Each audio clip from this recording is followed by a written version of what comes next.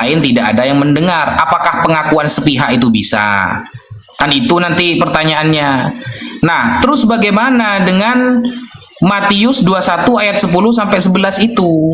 Bahwa di sana dikatakan inilah Nabi Yesus dari Nazaret. Loh, kalau memang syaratnya Nabi itu harus bertemu Tuhan, berarti ketika Yesus itu bertemu Tuhan, berarti Yesus Tuhan bertemu dengan Tuhan. Ada dua Tuhan dong. Nah, itu yang menjadi polemik di dalam pemikiran umat Islam. Sehingga umat Islam itu tetap mengagungkan sosok yang bernama Yesus ya, tidak seperti orang Yahudi. Kalau orang Yahudi itu wah sangat mengolok-olok sekali kepada Yesus. Orang Islam tidak. Orang Islam tetap mengagungkan, tapi mengagungkannya itu cuma batasnya sampai seorang nabi. Bahkan di dalam Al-Quran dikatakan Yesus itu wajihan fid dunya wal akhirah. Dia adalah orang yang terkemuka di dunia dan di akhirat. Bahkan ibu Yesus pun dipuji habis-habisan oleh Al-Quran bahwa dia adalah wanita terbaik atas seluruh wanita yang ada di dunia. Nah, beda dengan orang Yahudi yang mendiskreditkan Yesus itu. Orang Islam tidak boleh mengejek dia. Haram, bahkan bisa dikatakan murtad, keluar dari Islam kalau sampai menghina seorang nabi. Nah, karena umat Islam mengakui Yesus sebagai nabi dan ternyata itu tertulis di dalam Matius bahwa dia juga seorang nabi, dan syaratnya nabi yang sudah disebutkan oleh ibu pendeta tadi bertemu dengan Tuhan dan menyampaikan, berarti Yesus ini benar-benar nabi. Saya teringat di dalam Yohanes 3 nomor 34 bahwa semua orang yang menyampaikan firman Tuhan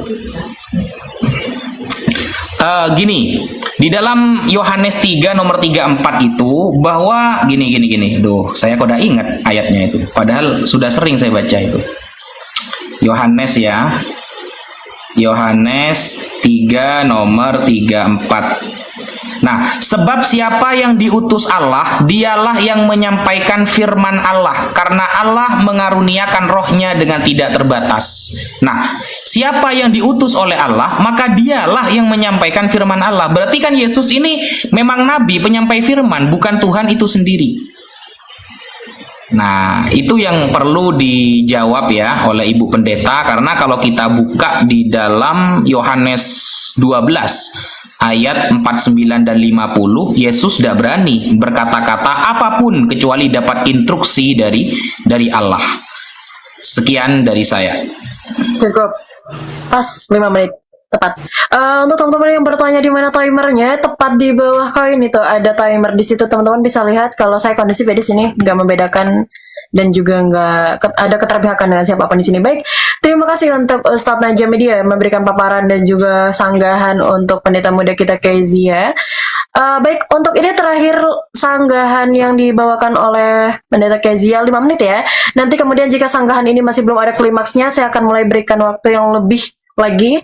Jadi saya harap ada klimaks di sini. Silakan, Sirs. Iya, makanya tadi saya katakan Pak Ustadz, kita ini sebenarnya sesuai dengan tema kita poinnya ke Nabi dulu ya. Kalau misalnya sudah masuk ke Rasul, kita masuk lagi ke dalam Kristologi, ini membutuhkan waktu lebih dari 5 menit. Membutuhkan lebih dari 5 menit. Karena di sini saya harus menjawab tentang Kristologi. Who is Yesus, siapa Yesus itu? Ya kan, apa bukti-buktinya, nubuatan dan lain segala macam, apa buktinya dia adalah Tuhan, dia adalah Yehova, Elohim itu sendiri. Nah, ini kan udah jadi melebar tentang Rasul juga ya. Rasul, bisa saya jelaskan tentang Rasul. Rasul itu utusan untuk mengabarkan Injil. Yang dikatakan Injil Evangelium itu adalah berbicara tentang kabar gembira, bicara tentang Yesus yang datang sesuai dengan nubuatan dalam tanah perjanjian lama, Yesus yang lahir, mati, disalib, kemudian bangkit. Itu, dan kemudian yang kedua menjadi saksi Kristus itu sendiri. Ada juga pertemuan dengan Tuhan seperti Paulus. Sebenarnya tadi Pak Ustadz itu agak kontradiksi. Tadi Pak Ustadz sudah bilang Paulus itu ketemu sama Tuhan dan ada juga orang-orang di situ ya kan. Jadi ada beberapa temannya, kerabatnya itu yang mendengar, ada yang hanya melihat saja. Nah, kami orang Kristen yang mengerti apa sih yang namanya penglihatan dan supernatural experience itu. Mungkin teman-teman Muslim tidak pernah mengalami itu. Kalau kami bisa mengalami yang namanya supernatural experience, misalnya saya dapat penglihatan, itu bisa orang lain tidak lihat. Saya yang bisa lihat. orang lain tidak. Nah, tapi itu pun nanti bisa dikonfirmasi oleh orang lain. Paulus itu dikonfirmasi ada si Ananias, ya. Cuman ini kan jadi melebar begitu teman-teman. Pak Ustadz, kita masuk ke rasul, nabi tadi ini belum tuntas. Misalnya saya harus bertanya kenapa Adam dijadikan nabi? Karena bagi kami nabi itu biasanya itu adalah juru bicara, ya. Nabi itu juru bicara, ya. Dia harus membawa nama Tuhan Israel. Itu sebenarnya yang paling penting poinnya. Tadi sudah saya kasih ada beberapa ayat. Dan kemudian nabi ini biasanya berbicara kepada umat kalau ada polemik, ada problem di tengah-tengah umat itu, membawa umat itu pertobatan ke jalan yang benar untuk mengenal Tuhan atau Allah, kan begitu ya. Tetapi kenapa Adam dikatakan nabi? Padahal pada saat itu hanya Adam yang ada, belum ada umat manusia. Adam bicara kepada siapa? Yang ada saat itu mungkin sapi, burung, ya. Kan itu bukan umat manusia. Sebenarnya saya ingin bertanya itu sih tadi satu. Nah, saya sudah jawab itu nabi, itu rasul. Tentang kristologi, tentang Yesus yang hanya dianggap seperti nabi, ya, itu menurut teman-teman muslim. Tetapi Alkitab kami itu harus melihat dari tanah perjanjian lama. Apakah Yesus disebut nabi? Iya. Tetapi di sisi lain, di part lain, dia itu monogenes theos, dia itu satu dengan Bapa. Ya, makanya ini cukup repot kalau kita bahas kristologi. Yesus itu adalah Yahova, adalah Musia dalam perjanjian lama. Dia datang berinkarnasi. Yesus itu adalah Tuhan, Allah adalah Bapa itu sendiri. Nah, karena Yesus ini adalah produk dari perjanjian lama, Pak Ustadz. Tidak bisa kita nonton sinetron langsung masuk ke episode 50, kita nggak ngelihat awalnya. Nah, kira-kira itu aja Pak Ustadz, udah 5 menit enggak. Tapi boleh nggak dijawab satu pertanyaan saya, kenapa bagi umat muslim Adam itu adalah nabi? Standar nabi itu bagaimana? Kepada siapa Adam bicara? Belum ada umat manusia pada saat itu. Apa yang hendak mau Adam sampaikan? Coba, itu kira-kira Pak Ustadz. Gantian nanya. Oke, masih ada waktu 1 menit untuk 10 detik, masih mau dilanjutkan, sister? Oh, 1 menit, Sudah. 1 menit diwakilkan sama teman saya United. Silakan brother. Oke, masih belum bisa, nanti beliau ada waktunya, kita tetap kondusif.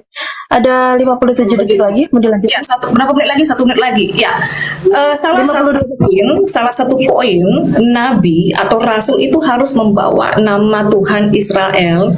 Nah, ini mungkin yang menjadi miss untuk teman-teman muslim antara Kristen dengan Islam, ya.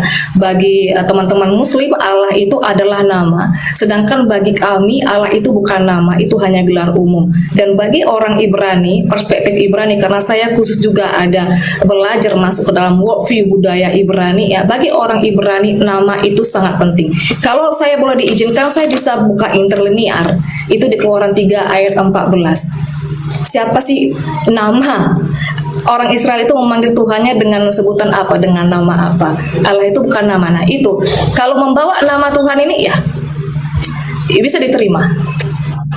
Oke, cukup. Waktunya. Terima kasih untuk pendeta muda Kezi, ya. Baik, sekarang saya pertambahkan waktunya 7 menit. Setelah 7 menit diambil oleh Ustadz Najam Media, nanti juga akan didapatkan oleh pendeta muda Kezi kita, yaitu 7 menit. Baru setelah itu akan ada langsung masuk ring, yaitu diskusi langsung secara langsung tanpa ada timer atau ada waktu yang menghambat. Nanti akan saya berikan waktu 20 menit untuk itu. Silakan Ustadz Najam Media, 7 menit dipersilakan, ambil waktu. Oke, bismillahirrahmanirrahim. Saya menjawab dulu ya pertanyaan Ibu Pendeta barusan. Itu bagus Bu ya. Jadi kalau bisa ada beberapa pertanyaan juga kepada umat Islam, biar bisa saya kasih penjelasan kepada teman-teman. Itu pertanyaan yang sangat bagus. Kalau memang Adam itu nabi, lalu syarat nabi kan saya sudah menyebutkan tadi, Rasul dan Nabi itu harus menyampaikan kepada umat. Lalu umatnya siapa, kan begitu. Nah, itu pertanyaan bagus. Sebelumnya saya akan menyebutkan hadis-hadis sahih yang menerangkan bahwa Nabi Adam ini benar-benar nabi. Yang pertama, riwayat dari Abi Dzarrin Al-Ghifari. Qala, beliau pernah mengatakan, ataitu Rasulullah wa huwa fil masjid. Suatu saat aku datang kepada Nabi Muhammad dan saat itu Nabi Muhammad sedang di masjid.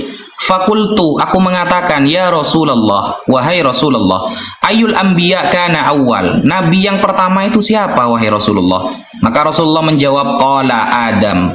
Nah, kemudian kultu ya Rasulullah wa nabiyyun kana. Nah, kemudian siapa itu sahabat Abi Dzarin Al-Ghifari bertanya lagi kepada Rasulullah, apakah Adam itu seorang nabi? Nabi menjawab iya. Lalu Nabi Adam diajak bicara langsung enggak dengan Allah? Kata Abu Dzarin Al-Ghifari. Maka Rasulullah menjawab, "Na'am, nabiyyun mukallam." Ya, beliau langsung berbicara dengan Allah. Nah, itu dalil yang pertama. Kemudian dalil yang kedua, An Abi Umamah radhiyallahu an, diriwayatkan dari Abi Umamah radhiyallahu an, anna rajulan qala, suatu saat ada seorang laki-laki berkata kepada Rasulullah, "Ya Rasulullah, anabiyyun kana Adam?" Apakah Adam itu termasuk nabi? Qala, "Na'am, ya. Dia adalah nabi." Nah, mukallamun, bahkan dia itu langsung berinteraksi dengan Allah Subhanahu wa taala. Kemudian riwayat-riwayat yang lain juga banyak yang menunjukkan bahwa Nabi Adam itu adalah seorang nabi. Contohnya riwayat dari Abi Dzarin juga ketika beliau mengatakan, "Aro'aita Adam anabiyan kana?" Ya Rasulullah, apakah Adam seorang nabi? Maka Rasulullah menjawab, "Na'am, kana nabiyan rasula." Beliau seorang nabi dan rasul. Kallamallahu kibalahu. Allah berbicara langsung kepadanya. Qala lahu, maka Allah berkata kepada Adam ketika di surga, "Ya Adam, uskun anta wa zaujukal jannah." Tinggallah kamu dan istrimu di surga. Itu tertulis di dalam surah Al-Baqarah ayat 35. Nah, lalu siapa yang harus mendengarkan firman-firman yang Allah sampaikan kepada Nabi Adam? Kalau kita baca Al-Quran di awal-awal itu kan kita menemukan ayat bahwa Nabi Adam itu dijadikan khalifah oleh Rasulullah. Khalifah itu artinya pengganti, orang yang menyampaikan, yang mewakili Allah menyampaikan firman-Nya di dunia. Maka siapa umatnya? Umatnya itu adalah, kalau di dalam Bible tertulis Kain dan Habel, kemudian istrinya. Itu umatnya Nabi Adam. Kalau di dalam literasi Islam itu Qabil dan Habil, dan istrinya Hawa. Meskipun Hawa ini tidak disebutkan dalam Al-Quran, tapi Allah sudah menetapkan bahwa Nabi Adam itu punya istri. Tertulis di dalam surah An-Nisa ayat pertama, ya. Ya ayuhan nasu taqullah, wahai manusia, ittaqullaha rabbakum, bertakwalah kepada Allah yang merupakan Tuhan kalian. Yang mana Allah ini khalaqakum min nafsin wahidah, menciptakan kalian dari satu jiwa yaitu Adam. Wa khalaqa minha zaujaha, dan dari Adam itu pula Allah menciptakan pasangannya. Pasangannya siapa? Yaitu Hawa. Nah, kemudian begini, Ibu Pendeta, tadi kan saya bertanya kan ya, Yesus itu disebut dengan Nabi. Nah, Nabi itu kalau kita lihat dari kata nubuat dulu ya, nubuat. Nubuat itu kan pesan dari Tuhan, dari Allah, atau sebuah ilham. Alkitab mengatakan bahwa perkataan Nabi itu berasal dari Allah seraya mereka dibimbing oleh Roh Kudus. Itu tertulis di dalam 2 Petrus 1 nomor 20 dan nomor 21. Nah, jadi karena Nabi itu adalah penyampai pesan dari Allah, ya. Nabi itu penyampai pesan dari Allah. Karena apa yang disampaikan Nabi semuanya berasal dari Allah. Jadi Nabi adalah orang yang mendapatkan pesan dari Allah dan menyampaikannya kepada orang lain. Itu tertulis di dalam Kisah Para Rasul 3 nomor 18. Nah, kemudian bagaimana cara Nabi itu mendapatkan pesan dari Allah? Itu kan banyak ya. Ada yang melalui tulisan seperti di dalam Keluaran 31 nomor 18. Ada yang melalui malaikat seperti di dalam Keluaran 3 nomor 2 sampai 4. Ada yang melalui penglihatan seperti di dalam Yesaya 1 nomor 1, Habakuk 1 nomor 1 juga. Kemudian ada yang melalui ilham seperti di dalam 2 Samuel 23 1 nomor 2. Nomor 1 dan nomor 2, ayat 1 dan ayat 2.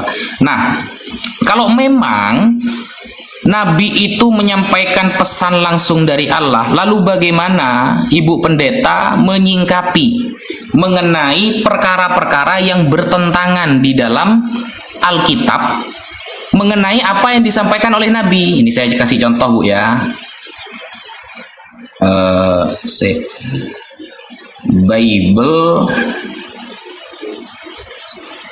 ini bukan kata saya, Bu ya. Ini saya langsung ambil di dalam Bible. Contoh di dalam 2 Samuel, Bu ya. Di dalam 2 Samuel 10 nomor 18. Di sana diterangkan yang dibinasakan Daud itu tertulis ada 700 ekor kuda kereta, 40.000 orang berkuda, dan panglima perang Sobah. Tetapi di dalam 1 Tawareh tidak disebutkan 700, malah disebutkan 7.000 ekor kuda dan 40.000-nya orang berjalan kaki. Kalau di 2 Samuel kan yang 40.000 itu orang berkuda. Ternyata di dalam 1 Tawareh 40.000 orang jalan kaki.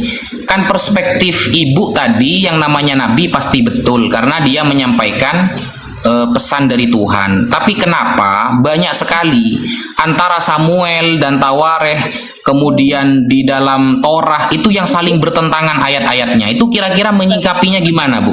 Sekian. Terima kasih Ustadz Najam Media. Baik, 7 menit sudah habis untuk Ustadz Najam Media untuk penutupan dari tanggapan yang diberikan oleh Ustadz Najam Media dari yang dibawakan oleh narasinya Pendeta Muda Kezia.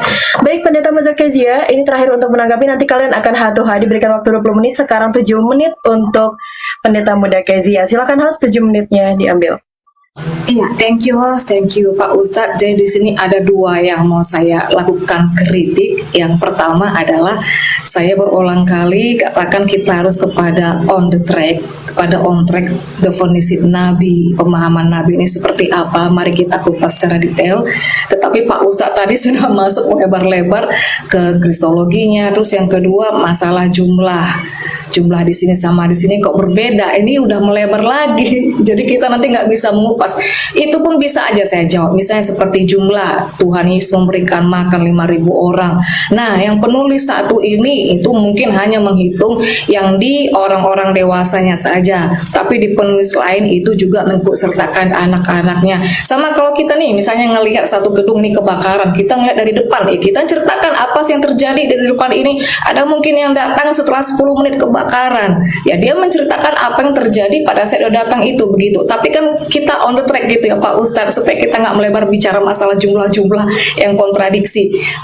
Kita sudah paham lah itu masalah jumlah-jumlah itu. Terus yang kedua, tadi saya di awal sudah sebut nabi itu tadi Pak Ustadz, ya cukup bagus kalau mau dibawa ke spesifiknya perjanjian lama dulu, biar saya kasih tahu sebenarnya salah satu syaratnya nabi seorang pelihat yang juru bicara ini harus membawa Tuhan Israel. Saya buka dulu ya kameranya. Nah, sebentar ya. Aduh, ini makan waktu. Oke, ya. Ini tadi ada yang minta data ya. Kita buka langsung ke Keluaran 3 ayat 14 ya. Siapakah yang disembah oleh orang Israel tadi? Dan tadi di awal saya sudah memberikan tadi ada denah ya. Ada perbedaan yang di Arab dengan yang di Israel ya. Begitu. Jadi kami Kristen ini di bagian yang di Israel, keturunan dari Yakub begitu ya Pak Ustadz dan teman-teman. Nih di sini waktu Musa itu ketemu sama Tuhan kan, Musa itu nanya ya, mau semua bagaimana dengan namamu. Terus Tuhan ngomong nih, Ehye Aser Ehye. Nah di sini itu kata kerja ya. Ini tetragramatonnya YHWH dan ini adalah singular. Nah jadi stressing point kita di sini Pak Ustadz. Di perjanjian lama nabi-nabi itu selalu membawa Tuhan Israel ini. Nggak bisa Tuhan yang lain. Itu sebenarnya menjadi poin utamanya. Begitu. Kemudian yang kedua, sebentar saya buka kamera ya sambil. Terus yang kedua tadi Pak Ustadz kan ada mengangkat tentang kita bicara tentang Adam ya. Yang menjadi pertanyaanku tuh begini Pak Ustadz ya. Adam itu kan manusia pertama ya yang diciptakan begitu. Kemudian Pak Ustadz mengatakan bahwa tugas Nabi itu menyampaikan pesan dari Tuhan kepada umatnya gitu kan. Apakah Hawa itu termasuk umat? Lalu yang menjadi pertanyaan logisnya begini, apa yang mau disampaikan Adam kepada Hawa? Kalau toh mereka itu juga melihat Tuhan pada awalnya, mereka mendengar Tuhan.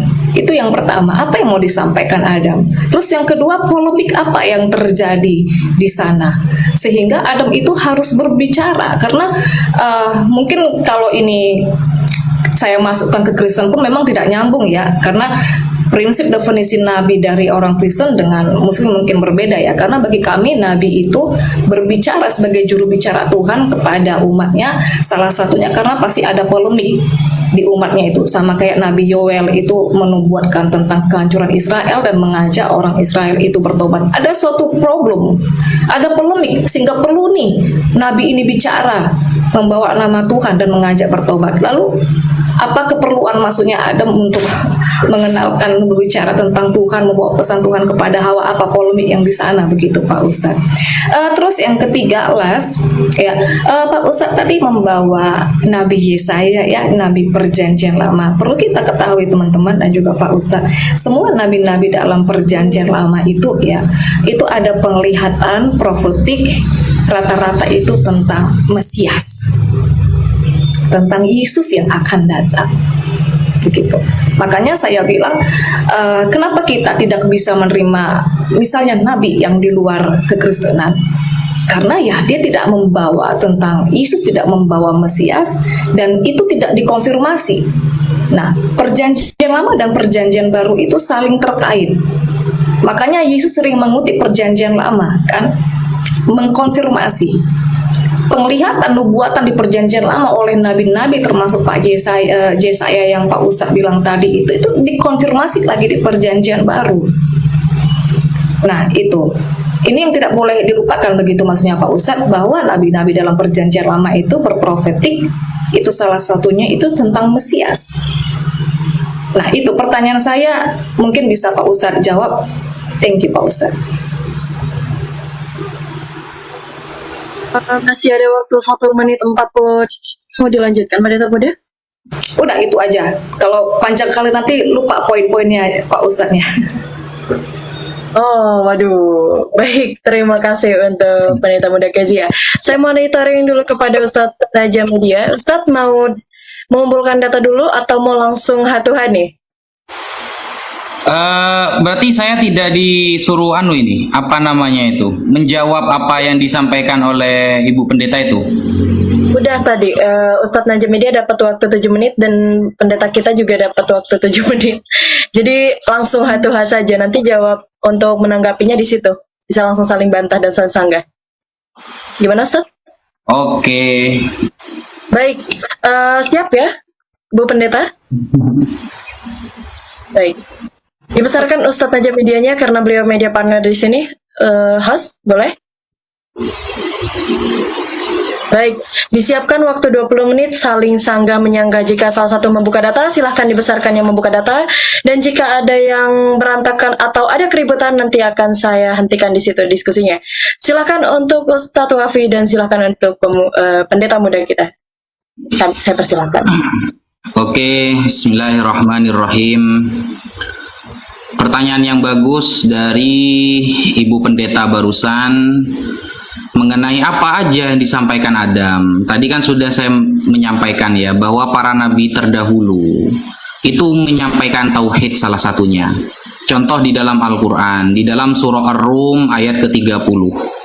Fa'akim wajhaka lid-dini hanifa fitratallahi allati fataran nasa 'alaiha la tabdila li khalqillah dzalikad dinul qayyim walakinna aktsaran nasi la ya'lamun. Itu salah satu yang disampaikan, bahwa menghadaplah wajahmu lurus kepada agama Islam. Makanya saya tadi kan mengatakan bahwa seluruh nabi itu membawa ajaran yang sama, hanif, lurus, pasrah, bahasa Arabnya juga Islam. Nah, kemudian sesuai fitrah Allah. Nah, para nabi itu sejak dulu ya selalu mengajarkan tauhid, baik kepada keluarganya. Makanya Nabi Nuh tadi sudah saya sebutkan juga ayatnya, Nabi Soleh, Nabi Isa, Nabi Hud, begitupun Nabi Adam. Begitupun Nabi Adam, Bu. Makanya kalau kita buka ya di dalam surah Al-Baqarah ayat 213, itu kan tertulis secara jelas, Jadi di sini dikatakan kana nasu ummatan wahidah. Dulu manusia itu adalah umat yang satu. Fa ba'atsallahu nabiyyin. Lalu Allah mengutus nabi yang tugas mereka itu mubasyirin, membawa kabar baik, wa munzirin, dan memperingati hal-hal yang harus diperingati, larangan-larangan dan lain sebagainya. Wa anzala ma'ahumul kitab. Allah juga menurunkan kepada mereka alkitab bil haqqi, yang menjelaskan tentang kebenaran. Liyahkuma bainan nasi fi makhtalafu fih, untuk menghukumi antara manusia. Nah, seperti ketika cerita Kain yang membunuh Habel, atau kalau di kita kan Qabil yang membunuh Habil.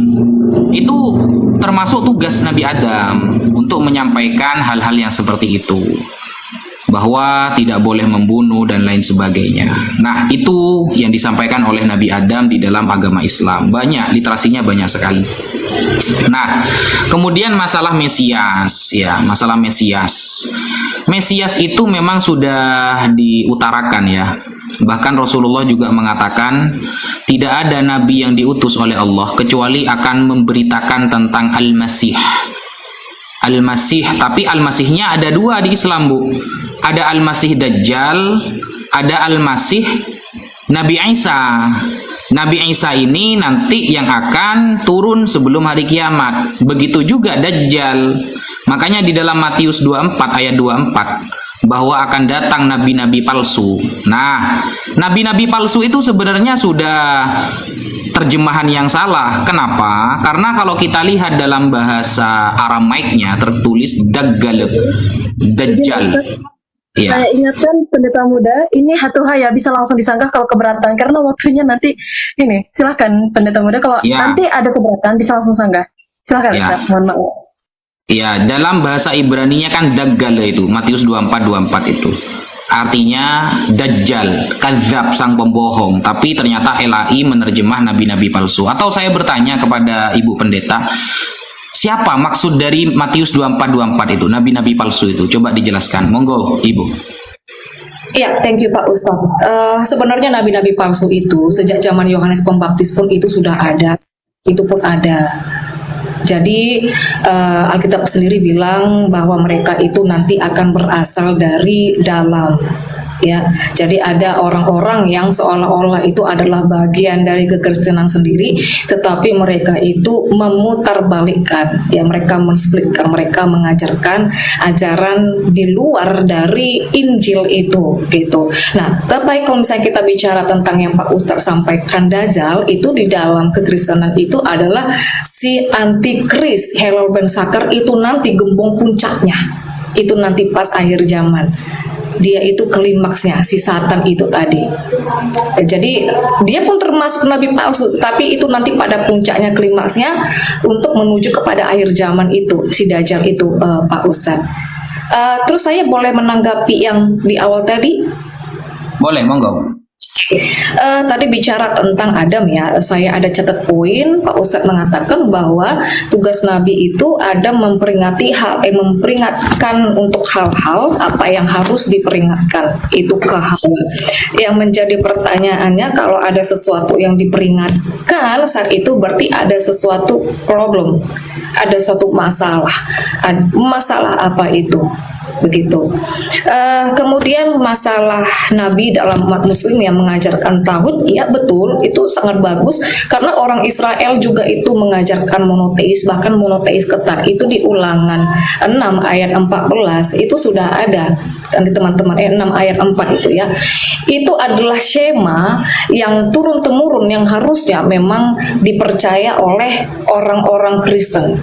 Linknya harus ke sana berangkatnya. Adonai Elohinu Adonai Echad, dengarlah Israel, Tuhan itu adalah Allah kita.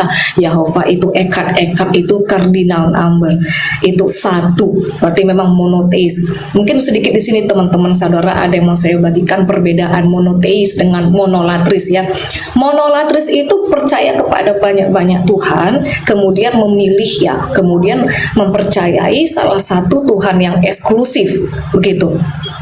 itu monolatris. Sedangkan monoteis bagi bangsa Israel yang dinamakan Tuhan, makanya mungkin di sini kita miss begitu ya. Mungkin teman-teman Islam bertanya, mana bukti adalah Tuhan? Yang dinamakan Tuhan itu adalah Yahova. Yang lain itu bagi orang Israel itu bukan Tuhan. Tuhan itu adalah Yahova. Itu. Nah, dan Tuhan ini adalah singular, tidak ada jamak-jamak pribadi. Dan Yahova inilah bagi orang Kristen yang dipercayai ya sesuai dengan nubuatan adalah Yesus, adalah Mesias itu sendiri. Terus tadi Pak Ustadz mengucapkan tentang Mesias. Siapa tadi, ada Nabi siapa dari umat Muslim, Muhammad ya, ada menceritakan tentang Mesias ya. Tetapi ada sedikit perbedaan. Apakah Mesias yang disampaikan ini sesuai dengan nubuatan oleh nabi-nabi lain? Jadi ini harus dikonfirmasi begitu Pak Ustadz. Karena salah satu historis, salah satu poin tentang Mesias ini yang dinyatakan di Zakaria 12 ayat 10 bahwa Mesias ini nanti akan ditikam. Di Zakaria 12 ayat 10 nanti dia akan ditikam, dia akan mati dan umatnya meratapi. Nah, apakah Mesias yang ini yang disampaikan, diprofetikan oleh nabi di dalam umat Muslim? Nah, itu pertanyaannya kan. Jadi kita di sini ada perbedaan. Ya, anggap sajalah ya kita sama-sama membicarakan tentang Mesias, tetapi kronologi historis itu jauh berbeda. Begitu kan, tetapi kalau di Kristen itu sangat dikonfirmasi oleh nabi-nabi lain. Jadi bukan hanya satu yang menubuatkan begitu. Saya rasa cukup simpel aja dulu. Tadi saya sudah sampaikan tentang tauhid monoteis, ya perbedaan monoteis dengan monolatris. Kemudian pertanyaan saya, ada masalah apa di antara Adam dan Hawa sehingga harus ada hal-hal yang diperingati. Kemudian yang ketiga tentang nabi palsu. Nabi palsu sekarang sudah ada, sudah banyak, tetapi kalau bicara tentang Dajjal, Antikris, Helal ben Sakar itu nanti. Sebenarnya nabi palsu itu berasal dari dalam sih. Dari dalam. Oke, lanjut Pak. Sebelum saya menjawab, oh ya sudah saya jawab dulu ya. Permasalahan di Nabi Adam kan sudah saya jelaskan barusan Bu, seperti pembunuhan ya, pembunuhan Kain atas Habel itu, bahwa orang pertama kali, bahkan Rasulullah juga bersabda awwaluman sannal qatlah Qabil. Orang yang pertama kali menyucurkan darah pembunuhan antar manusia di dunia itu adalah Qabil. Qabil itu Kain berarti ya kalau di Bible.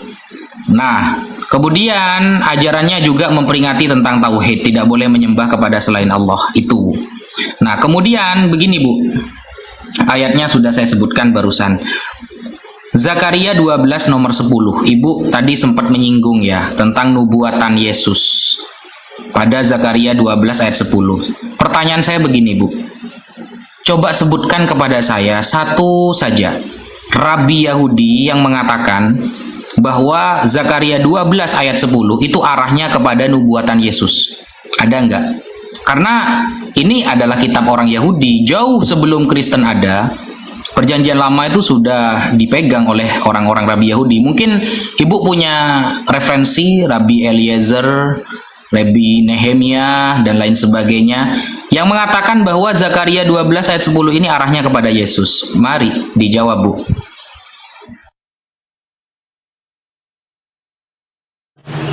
Oke, thank you Pak Ustadz. Oke, sekali lagi saya ingatkan ya, ini TikTokan bisa langsung sanggah menyanggah ngegasan gitu loh kalau memang sudah tidak sesuai dengan jawabannya. Ustadz Ya. Wafi, Ustadz. Saya nggak bisa ngegas kalau lawannya perempuan. Ustadznya juga enak kok, sopan, bagus, humble, dewasa, mature ya. Iya. Berarti saya ini sekarang gilirannya ya. Ya, mari Bu, mari. Oke. Tadi bicara tentang Nabi Adam, memperingatkan tentang pembunuhan Kain kepada Habel. Di sini ada satu benang merah yang sama dengan Alkitab, betul sekali. Alkitab juga mengatakan pembunuh pertama itu adalah Kain. Tapi pertanyaannya, apakah Adam tahu bahwa Kain ini nanti akan membunuh Habel? Makanya Adam harus memperingati Hawa.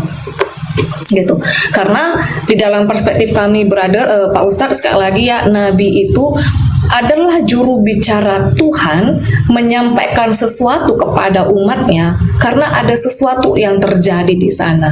Sama seperti misalnya kalau orang tua nih memberikan peringatan atau menyampaikan sesuatu, berarti karena ada hal, mungkin ada kejanggalan, ada problem, ya ada peringatan untuk anak.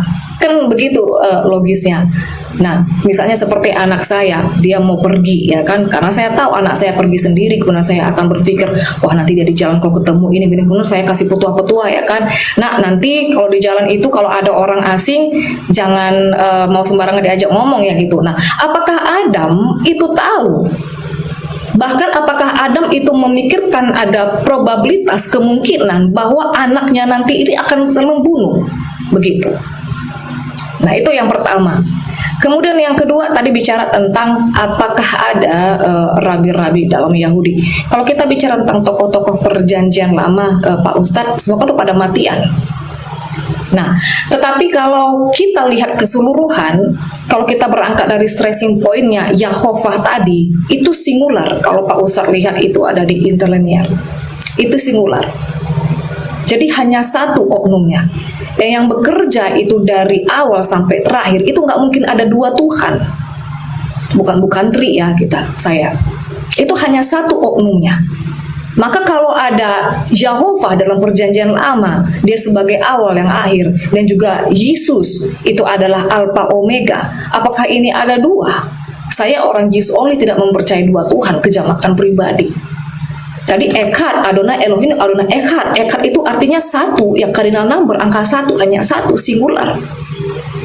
Nah, jadi dia adalah oknum yang sama. Makanya saya bilang kalau bicara tentang Yesus itu harus ditarik dari tanah. Zakaria 12 ayat 10, dia akan tertikam. Pak Ustadz pasti udah buka ya untuk menghemat waktu. Pasti udah buka ayatnya, dia akan tertikam. Yesus tertikam sesuai dengan nubuatan. Banyak sekali nubuatan gitu. Jadi itu semua Mesias itu hanya berbicara tentang satu Yahovah itu, Pak Ustadz. Dari sana base-nya, stressing point-nya. Itu. Oke, jadi begini.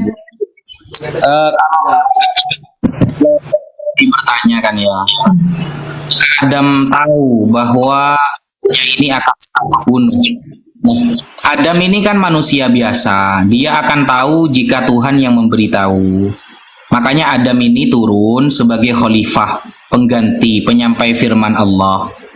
Jadi Nabi itu menghukumi ketika ada kejadian, bukan sebelumnya dia sudah tahu. Kalau itu kan Tuhan namanya. Sebelum ada hal-hal yang terjadi kemudian dia tahu, itu kan Tuhan. Kalau Adam itu taunya setelah sesuatu yang terjadi baru dia akan menyampaikan. Contoh, ada orang minum khamr, kemudian Rasulullah mengharamkan. Nah, ada peminum dulu baru diharamkan karena memabukkan. Contoh seperti itu. Nah, tadi pertanyaan saya belum dijawab sama Ibu ya. Begini Bu, ada nggak sih orang Yahudi, Rabi Yahudi, para pakar Yahudi yang mengatakan bahwa Zakaria 12 itu arahnya kepada Yesus? Karena begini, Perjanjian Lama itu kitabnya orang Yahudi, Bu. Dan orang Yahudi sama sekali tidak mengakui tentang kemesiasan Yesus ini. Lalu seolah-olah begini kan, Bu. Sama dengan Ibu pendeta mengaku Al-Quran itu adalah kitabnya Ibu, lalu menafsiri sendiri gitu loh. Kan tidak fair namanya. Saya pemilik kitab Al-Quran, lalu kitab itu dipakai oleh Ibu sebagai perjanjian modern seumpama ya. Lalu Ibu menafsiri sendiri bahwa di dalam Al-Quran ini Yesus harus jadi Tuhan. Ini kan tidak fair namanya. Kecuali Ibu ada data satu saja Rabi Yahudi yang mengatakan bahwa ada nubuatan Yesus di dalam Zakaria 12 ayat 10, atau Yesaya 9 nomor 5, atau Yesaya 7 nomor 14. Itu yang sering dipakai ya sama teman-teman Kristen. Ada enggak? Satu saja Rabi Yahudi yang mengakui. Karena Yesus ini juga orang Yahudi dan dia berinteraksi dengan orang-orang Yahudi. Makanya Yesus datang itu meneruskan ya, menggenapi ajaran yang ada di dalam Taurat. Ternyata Yesus sendiri tidak pernah mengungkapkan bahwa di dalam Taurat itu ada namaku yang akan disebut aku turun ke Tuhan. Aku turun ke dunia untuk menjadi Tuhan dan nabi dan lain sebagainya. Gak ada itu. Yesus selama ada di bumi tidak pernah bilang ada di dalam perjanjian lama kitab Yahudi itu menyebutkan tentang aku, itu gak ada keterangan Yesus seperti itu. Biar fair, Ibu, biar tidak klaim sepihak, dari orang-orang Yahudi sendiri ada nggak yang mengakui itu? Monggo, Bu.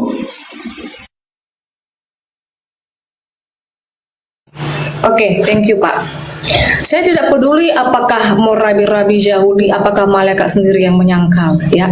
Karena orang Yahudi ada yang menolak, tapi ada juga orang Mesianik itu, ya. Teman-teman saya, partner saya ada Mesianik. Mereka percaya kepada Yesus adalah Yehova, adalah Tuhan, adalah Bapa itu sendiri. Yesus itu rabi. Dia yang tertinggi. Jadi susunannya itu kalau bisa bukan satpamnya yang di atas yang mau didengarkan, tetapi pemilik perusahaannya. Itu satu. Kedua, Yesaya 43 ayat 11. Nah, di sana Tuhan, jadi begini, kalau menemukan Tuhan kapital dalam perjanjian lama, itu merujuk kepada Yod-Heh-Vav-Veh, YHVH, kepada Yehova itu sendiri. Di Yesaya 43 ayat 11, akulah juru selamat, Mosia. Pengejauhan tahannya itu di Lukas 2 ayat 11, telah lahir Kristus Tuhan juru selamat, Soter. Tapi kita tidak hanya berhenti di ayat itu saja, ya, ada banyak sekali ayat seperti di Yohanes 1 ayat 18. Apa sih bedanya juru selamat ini dengan yang kayak Musa, kayak Nabi ini? Apa sih bedanya? Di Yohanes 1 ayat 18 di sana monogenes theos, tapi ada sedikit kesalahan terjemahan. Kita masuk ke dalam critical text, ya. Hanya Yesus yang monogenes theos dengan Tuhan, dengan Bapa itu sendiri. Nah, jadi Yesus yang di Lukas 2 ayat 11, Soter yang di Lukas 2 ayat 11 itu adalah Yehova yang ada di Yesaya 43 ayat 11. Kemudian kenapa sih kami itu memakai tanah perjanjian lama? Di Yohanes 4 ayat 22, keselamatan itu datang dari Yahudi. Dari Sion itu datang penebus. Di perjanjian lama itu Yehova itu disebut penebus. Nah, Yesus ketika di dunia itu dalam rangka penebusan. Terus ada di sini yang menjadi miss kita, Pak Ustadz, ya. Yesus itu bukan dijadikan Tuhan. Sebenarnya karena Yesus itu adalah Yehova yang di dalam perjanjian lama yang kami percayai, Yesus itu bukan kali pertama itu berada di dunia manusia, dunia Asia. Dia bukan kali pertama berada di dimensi kita ini. Nah, kalau ajaran Muslim kayaknya juga ada percaya tentang lapisan langit, ya, ada 7 lapisan langit. Dalam Yahudi pun ada yang seperti itu, ya. Nah, ketika dia turun, dia berada dalam ruang lingkup manusia, di zona manusia yang terbatas ruang dan waktu ini, itu sudah ada di perjanjian lama. Kan dia adalah Yehova itu sendiri yang singular tadi. Jadi bukan di perjanjian baru aja dia adanya, teman-teman. Jadi bukan Yesus ini dijadikan Tuhan, tetapi Tuhan itu yang datang dalam rupa manusia, bukan menjadi manusia. Itu salah terjemahan itu. Itu kami orang-orang JO, kami tidak mengimani menjadi manusia. Kami harus kembali kepada terminologi manusia. Di Yohanes 1 ayat 14 itu logos menjadi daging, bukan menjadi manusia, sars. Dia hanya datang dalam rupa manusia, dan itu sudah terjadi di perjanjian lama. Rupa manusia itu sudah ada di perjanjian lama, berada di dunia manusia juga. Begitu. Kemudian apa tadi? Udah, itu saja 3 poin penting biar dapat langsung poinnya. Jadi yang pertama, Yesus itu adalah Yehova sesuai dengan Yesaya 43 dengan Lukas 2 ayat 11. Kemudian di Yohanes 4:22 kenapa kita memakai tanah? Karena keselamatan dari Yahudi. Dan kami itu berangkat kepada sesembahan Musa. Nah, di Yohanes itu Yesus bilang begini, Musa mencatat tentang aku, itu ada di Yohanes 5 ayat 46. Sebab jikalau kamu percaya kepada Musa, tentu kamu akan percaya juga kepadaku, sebab ia telah menulis tentang aku. Kalau Yesus itu baru ada, kapan Musa menulis tentang Yesus? Nah, itu artinya Yesus sudah ada di perjanjian lama, karena adalah Yehova sendiri. Begitu, Pak Ustadz. Oke. Lanjut, Mbak Asmara. Nggak digas aja karena dari gini ya, sekarang saya coba lihat dari media diskusinya tadi itu mengambil perputaran jawaban sebenarnya yang dijawab oleh yang diberikan tanggapan atau diberikan jawaban oleh pendeta muda ini tidak terkontekskan kepada nabi, malah kepada Tuhan yang mana determinasinya itu tidak dibawa kerana ini. Padahal kan kalau kita lebih fokus terhadap diskusinya yaitu kepada Nabi tadi. Dan gini. Coba sekarang saya runutkan lagi. Di sini mengambil konsep entitas dari Nabi yang ada di dua ajaran ini gitu loh. Jadi kalau Ustadz Wafi menjelaskan bahwasanya di dalam Al-Quran sedemikian, kemudian mengutip lagi di dalam Bible sedemikian, maka Ibu Pendeta seharusnya menjawab membawa data itu. Dan Ustadz Wafi juga nanti akan mengkomparasikan data yang dibawa ini apakah sudah sesuai atau tidak. Nanti akan ketemu ranah-ranahnya gitu loh. Agar nggak bulat kayak gini. Karena saya nemu klimaksnya, saya nggak akan berhenti kan. Beneran Ustadz Wafi nggak akan saya izinkan pergi sampai klimaksnya nemu di sini. Dan juga pendeta muda pun sedemikian. Silakan Ustadz Wafi, gas lagi Ustadz. Nah, makanya tadi sedikit sister, maka tadi saya bilang kita masuk ke on track aja gitu. Kalau kita bahas kristologi itu melebar lagi. Kita masuk ke definisi nabi, apa perbedaan nabi dalam Kristen, Islam. Sebenarnya itu sih yang saya harapkan dikupas ya. Kalau tentang Yesus itu udah sangat panjang lagi nanti penjabarannya. Begitu. Oke. Pertanyaan saya begini, Mbak. Sekarang kita fokus kepada Nabi sekarang ya. Coba Mbak Pendeta sebutkan dulu siapa saja yang dianggap sebagai nabi, baik di dalam Perjanjian Baru atau Perjanjian Lama, dan bagaimana cara Tuhan mengangkat seseorang itu sebagai nabi. Monggo, Mbak. Banyak, itu kalau dalam Perjanjian Lama itu ada 48 kalau tidak salah itu ya, nabi, dan ada 5 nabiah. Deborah itu, kemudian Esther, itu banyak ada di Perjanjian Lama ya. Musa, itu Abraham, ada Nabi Yoel, Yeskiel, ada Yesaya, banyak sekali. Tadi saya sudah jelaskan di awal sebenarnya, brother, apa sih poin yang menjadi standar Nabi untuk orang Israel. Tadi pertama saya sudah kasih denah ya, bahwa saya ulangi lagi ya, saya buka lagi. Kami Kristen itu berangkatnya di sini, Pak Ustadz, di sini. Maka itu harus mengacu kepada Tuhannya Israel. Itu aja. Siapa sih Tuhan Israel ini? Itu yang pertama. Apakah dia membawa Tuhan Israel? Yang kedua, di dalam Perjanjian Lama itu Tuhan langsung berbicara kepada tokoh-tokoh Alkitab itu, kepada nabi-nabi itu, atau perjumpaan langsung. Itu. Oke. Samuel termasuk nabi enggak? Samuel, saya tidak berani menjawab juga ya, sebentar. Karena ada beberapa yang tidak dimasukkan sebagai nabi. Gitu. Ya.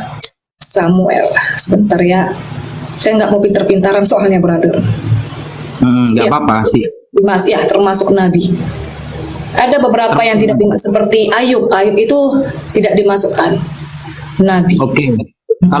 Kalau Samuel termasuk nabi, kapan dia bertemu dengan Tuhan dan bagaimana cara pengangkatan Samuel sebagai nabi? Tadi sudah saya jawab ya Pak Ustadz ya, di Perjanjian Lama itu semua nabi. Sebentar ya, saya kasih ayatnya ya. Ayat yang menunjukkan pengangkatan Samuel sebagai nabi dan bagaimana cara pengilhaman pesan Tuhan kepada Samuel. Tapi tadi saya sudah kasih 3 poin loh, bukan 1 poin aja. Masuk 3 poin itu ya. Untuk contoh yang Samuelnya yang saya minta, Ibu Pendeta. Samuel membawa nama Tuhan Israel nggak? Kan salah satu syaratnya kan bertemu dengan Tuhan, kata Ibu Itu Pendeta. salah satu. Syarat yang lain kalau dipenuhi dia membawa nama Tuhan Israel, boleh, bisa. Oh, bukan syarat namanya, Bu. Syarat itu dalam definisi, kalau satu tidak terpenuhi, maka semuanya tidak terpenuhi. Kalau seperti itu bukan syarat namanya. Itu namanya istilahnya cara, ya, atau turuk, bahasa Arabnya itu torikoh. Kalau cara, satu kena, maka selesai. Tapi kalau syarat, maka satu tidak kena semua. Itu Ya. definisinya. Pakemnya harus itu salah satunya. Oke, jadi- terus pengangkatan yang Samuel bagaimana itu berarti caranya? Di sini ada Samuel, tapi memang saya ini sedikit ya, karena saya tidak semua mendalami tentang nabi-nabi, misalnya seperti nabi-nabi penting, nabi-nabi ini saya dalami. Samuel ada ini. Ini di ayat mana ini ya? Sebentar.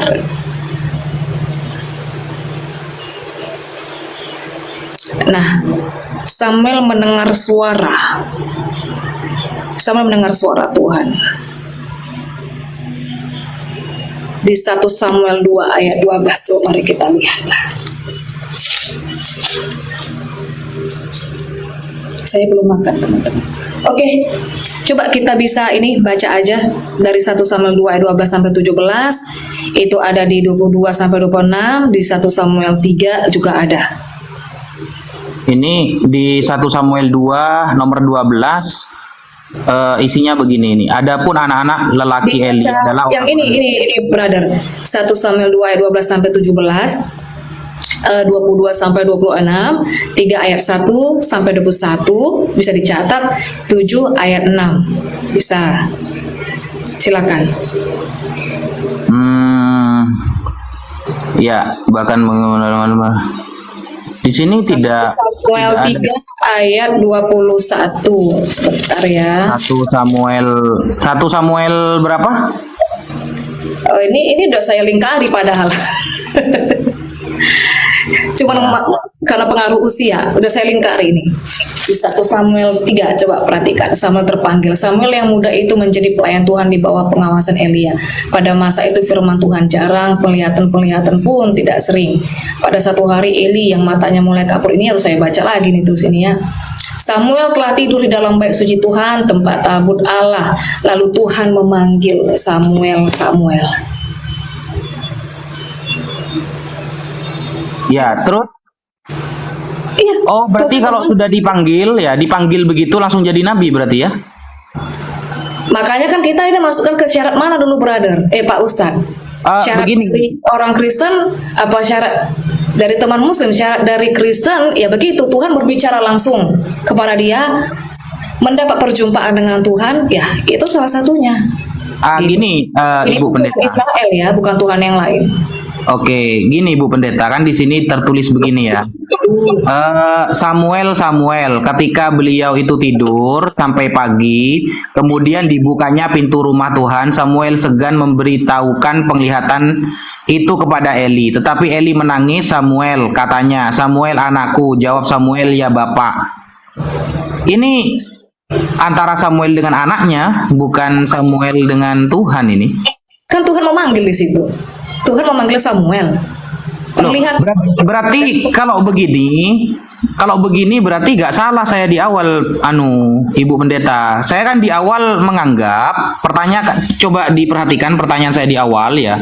Itu kan saya mengatakan bahwa Paulus itu juga disebut nabi karena pernah mendengar suara Yesus. Nah, itu yang saya kritisi kan. Jadi ibu itu Samuel dulu, Pak Pendeta, Pak Ustadz, biar jangan melebar. Paulus nanti bisa saya jelaskan, tapi ini pasti akan banyak waktu sekali yang terbuang. Coba ke Samuel tadi, apakah kita sepakati Tuhan ini memanggil Samuel? Lah enggak, maksudnya begini Bu. Enggak, ini dulu Pak Ustadz, disepakati dulu.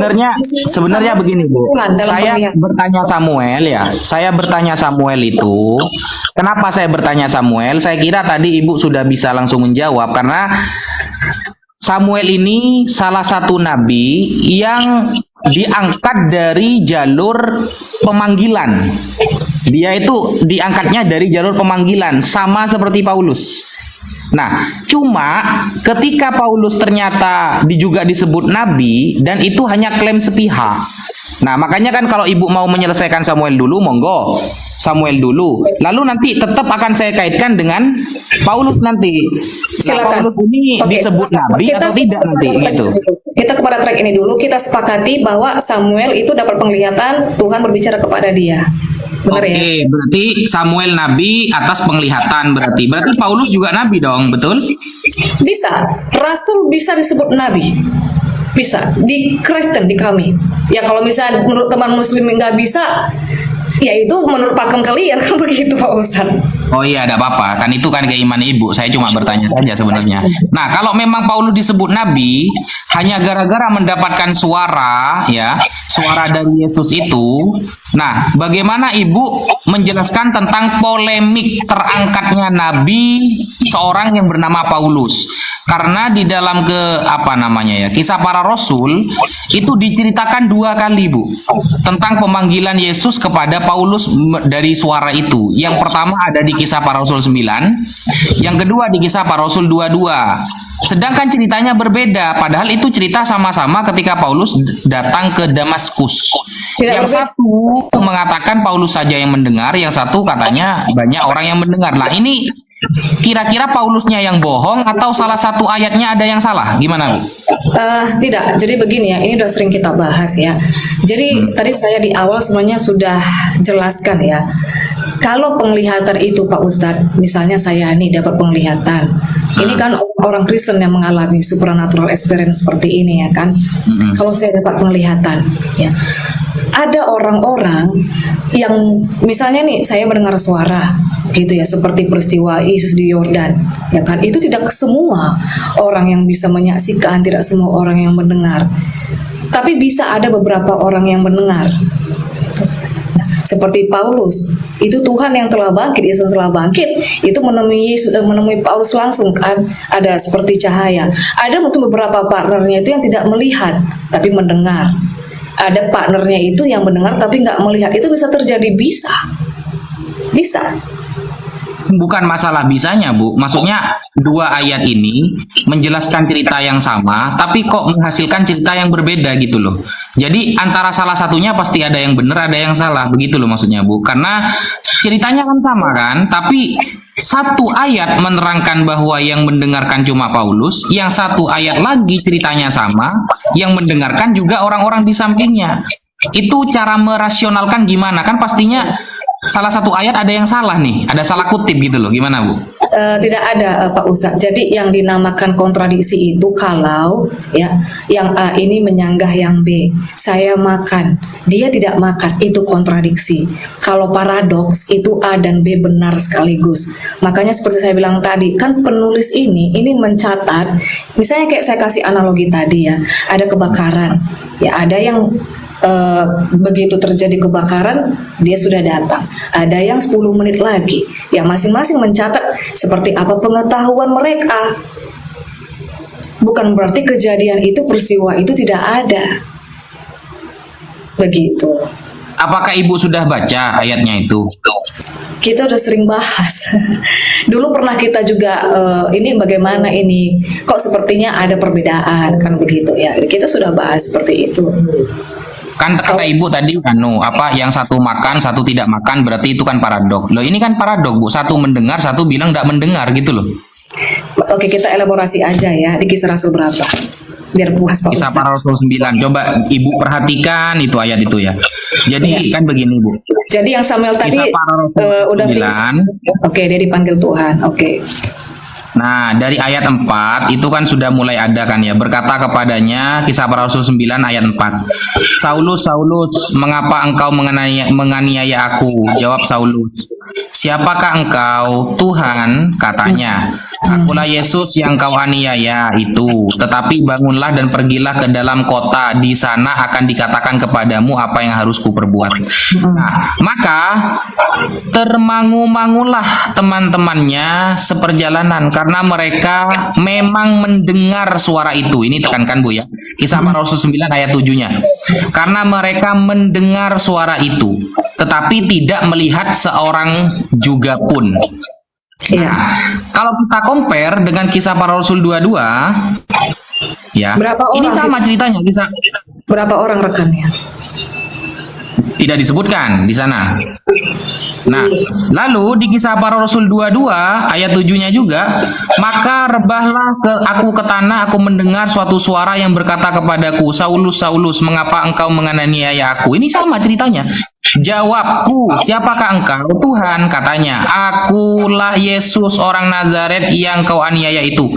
Dan mereka menyertai aku, mereka melihat cahaya itu, tetapi suara dia yang berkata kepadaku tidak mereka dengar. Nah, tuh. Iya. Tadi mendengar, sekarang tidak mereka dengar suaranya. Ini yang benar yang Kisah Para Rasul 22 atau yang Kisah Para Rasul 9, Bu?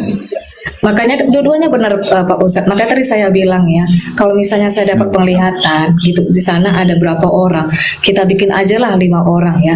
Yang 2 orang ini bisa mendengar apa yang saya dengar, bisa yang tiganya itu enggak. Tapi yang 3 ini mungkin saja tidak mendengar tapi bisa melihat. Penglihatan itu seperti itu biasa. Kami orang Kristen yang mengerti, kami orang Kristen yang memahami, karena penglihatan itu bukan hanya terjadi di era Paulus. Sampai sekarang itu banyak terjadi penglihatan-penglihatan seperti itu. Gitu. Kalau di ayatnya disebutkan seperti itu enak Bu. Maksudnya yang mendengarkan ada 10 orang. 5-nya mendengar, 5-nya tidak, lalu disebutkan dengan 2 ayat. Boleh. Tapi di sini secara umum, jadi mereka tidak mendengar, yang di ayat 1-nya mereka mendengar. Tidak ada perbedaan 2 orang mendengar, 3 orang tidak. Tidak ada seperti itu ayatnya. Yang tertulis mereka mendengar, tapi ayat 1-nya mereka tidak mendengar. Begitu Bu. Oke. Ini yang benar, yang sehingga gini Bu. Kalau yang benar tidak mendengar, Ini ada rekan-rekan saya bacakan ya. ya. Monggo. Oke, makanya begini Pak Ustadz, kita tidak boleh mereka-reka, kita katakan kontradiksi, kecuali kan di sana rekan-rekan ya, berarti di sana ada jamak, ada beberapa, bukan hanya 1 orang. Kecuali cuma 1 orang, cuma tunggal kan begitu Pak Ustadz. Ya ini ya, sebentar. Ini pria ini ada Aristarkus, Lukas itu kan yang mencatat kisah para rasul ya. Itu ada Aristarkus, itu ada Lukas, ada Timotius yang mendampingi Paulus ya. Oke, ada juga di tempat lain ini ada namanya Alexander, ada Demas, ada Hermogenes, Figelus. Jadi banyak ada Asinkritus, Hermes, Julia. Nah, jadi intinya begini, itu kan rekan-rekan ya, berarti jamak. Jadi lebih dari 1 orang. Makanya tadi saya kasih tahu, mungkin begini Pak Ustadz, saya memahamin.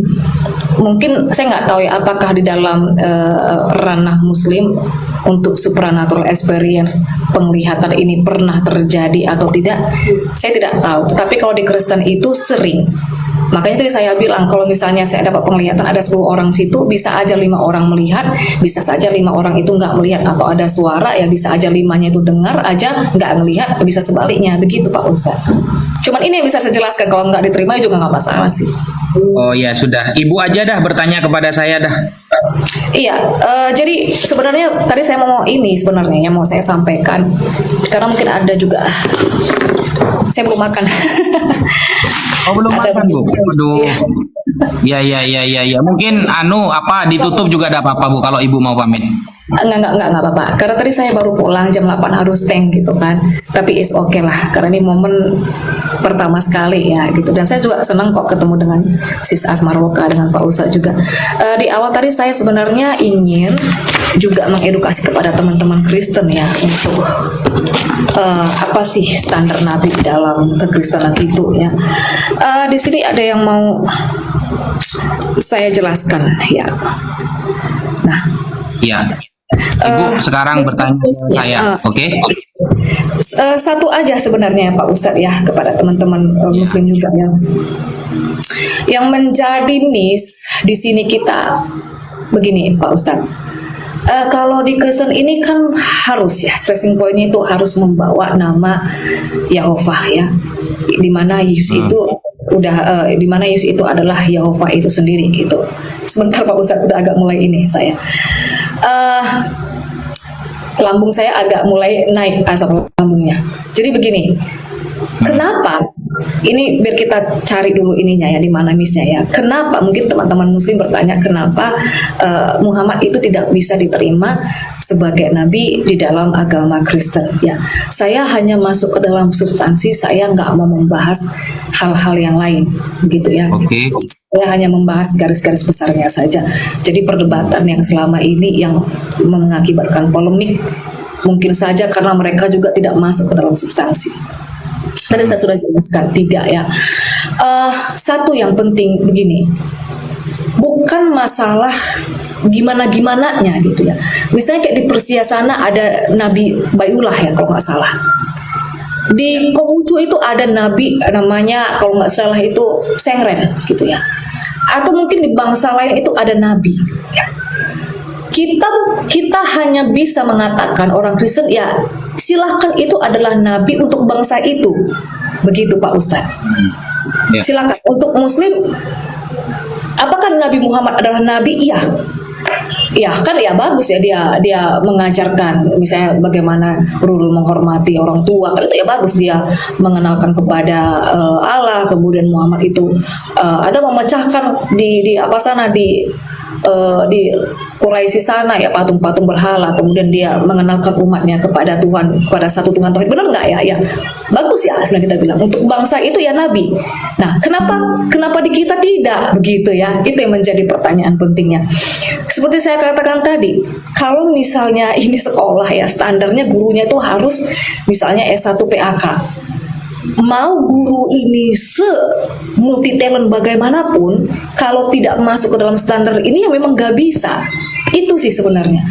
Kalau tidak membawa nama Tuhan Israel ini, tidak menceritakan tentang Yesus ya ini standarnya tidak bisa, karena rasul-rasul itu adalah utusan ya, rasul-rasul itu utusan yang mengabarkan Injil. Rasul-rasul itu khusus kepada murid-murid Kristus ya, rasul-rasul besar di mana mereka itu adalah saksi Yesus yang mati bangkit ya.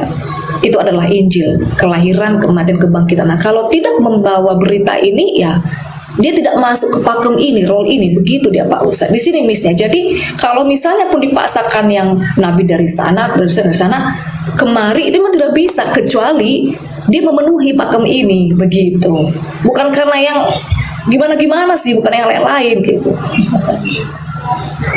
Oke, saya jelaskan Bu ya. Jadi begini, memang ya dulu sebelum Nabi Muhammad itu di-Isra Mi'rajkan oleh Allah, makanya kan ada istilah peristiwa Isra Mi'raj. Jadi Isra Mi'raj ini, Isra itu perjalanan malam Nabi dari Mekah menuju Palestina. Nah, Mi'raj dari Masjidil Aqsa atau Baitul Maqdis ya, atau dulu sebelum terjadi nama Pales itu adalah tanah Kanaan, dari sana ke Sidratul Muntaha. Di Arab ya, di Arab baik dari kalangan Yahudi atau Kristen itu sudah memiliki doktrin yang kuat yang namanya nabi itu harus dari Bani Israel. Itu tidak saya ingkari, Bu. Jadi di Arab itu sejak Nabi Muhammad mengaku seorang nabi, mereka tidak percaya. Muhammad, ngapain kamu ngaku nabi? Kamu dari Arab bukan Israel. Ya. Nabi itu ya dari Israel. Itu doktrin itu sangat kuat, Bu. Sehingga Nabi Muhammad ditolak habis-habisan oleh orang Arab karena dia bukan berasal dari Israel. Padahal begini, Bu. Nabi Muhammad itu kalau mau kita jujur, dia juga keturunan dari Abraham. Nabi Ibrahim punya dua anak, satu namanya Ishak. Ishak menikah dengan Rifqah, kemudian punya anak dua, satu Esau, dua Yakov, atau kita katakan Israel. Nah, dari itu punya 13 anak, satu perempuan. Makanya satu ini selalu tidak disebutkan karena perempuan ya, namanya Dina. Yang laki-laki 12. Nah, kemudian mereka menganggap bahwa Nabi ini harus dari jalur ini.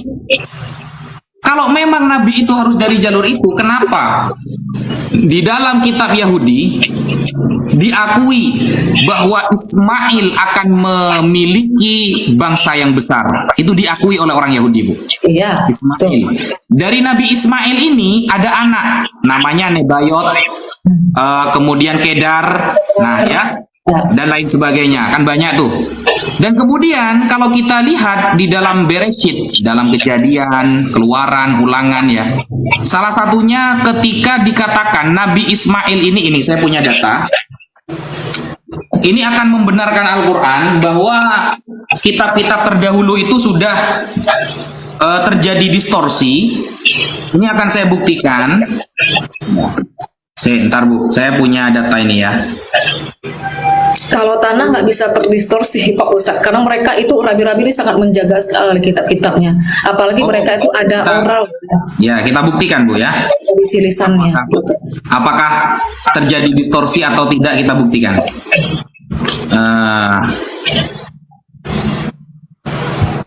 Awal mula mana?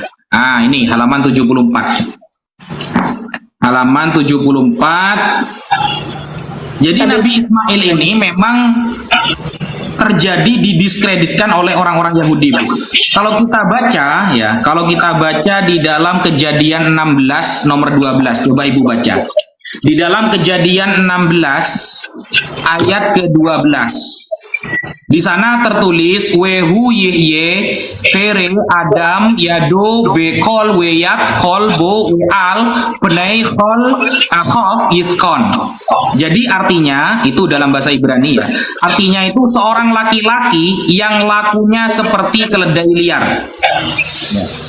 Seorang laki-laki yang lakunya seperti keledai liar. Ini kalau kita lihat di dalam Mesorah. Mesorah itu sebuah salinan yang baru muncul di abad ke-9 atau ke-10 ya, Mesoratic text. Nah, padahal kalau kita lihat di dalam teks yang lebih tua yaitu Samaritan text ya. Yang lebih tua ternyata tertulis Wehu Yihye Para, bukan Pere. Para dengan Pere itu sangat berbeda. Kalau Pere keledai liar, Nabi Ismail didiskreditkan. Tapi kalau para artinya seorang laki-laki yang subur. Nah, ini kan sudah mulai ada diskriminasi mengenai keturunan nanti Nabi Ismail alaihissalam. Jadi kita wajar-wajar saja ketika Ibu nanti bandingkan ya antara Mesorati teks dengan Samaritan teks mengenai ayat Kejadian 16 nomor ayat 12. Kejadian 16 ayat 12. Itu ada itu masalah terjemahannya. Bukan terjemahan, Bu. Teks aslinya di Samaritan teksnya. Di sini Pere, aku buka interlinear, meant a wild.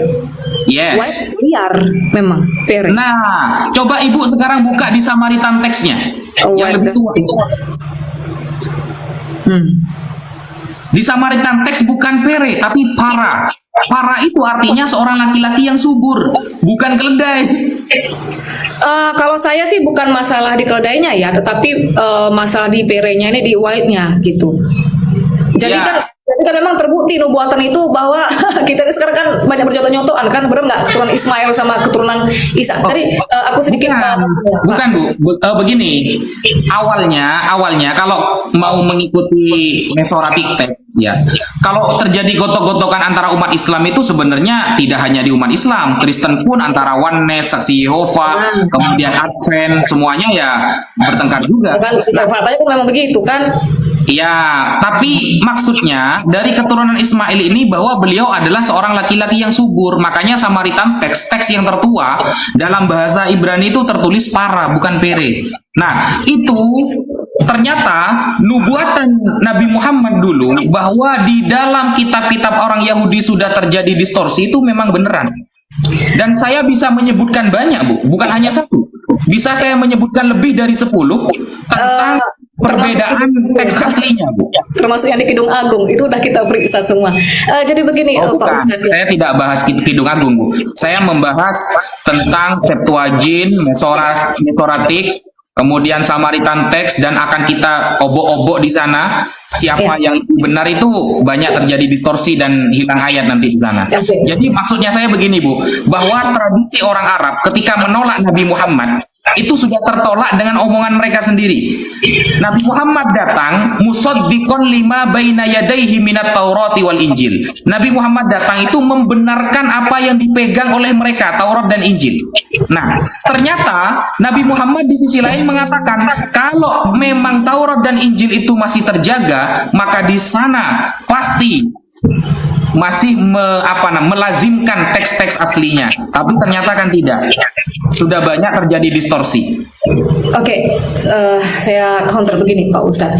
Kalau saya tidak, anggap saja begini ya, saya itu tidak menitik beratkan apakah masalah yang keledainya atau bagaimana, tetapi di dalam sejarah Alkitab ya, di sini sebenarnya kalau kita mau masuk ke dalam historis ya, kalau kita mau fair ya, salah satu syarat historis sejarah itu adalah harus ada referensi dari luar, harus ada data kedua selain dari kitab suci begitu ya. Misalnya kayak Exodus, kan banyak sih orang yang menganggap bahwa Exodus itu, bahkan para ilmuwan arkeolog ya katanya itu tidak ada ada Exodus katanya kan. Nah, tetapi kita bawa ke referensi lain, ada juga ilmuwan, ada para arkeolog yang menemukan ada prasasti dan lain segala macam bahwa pernah terjadi adanya Exodus di tanah Mesir sana.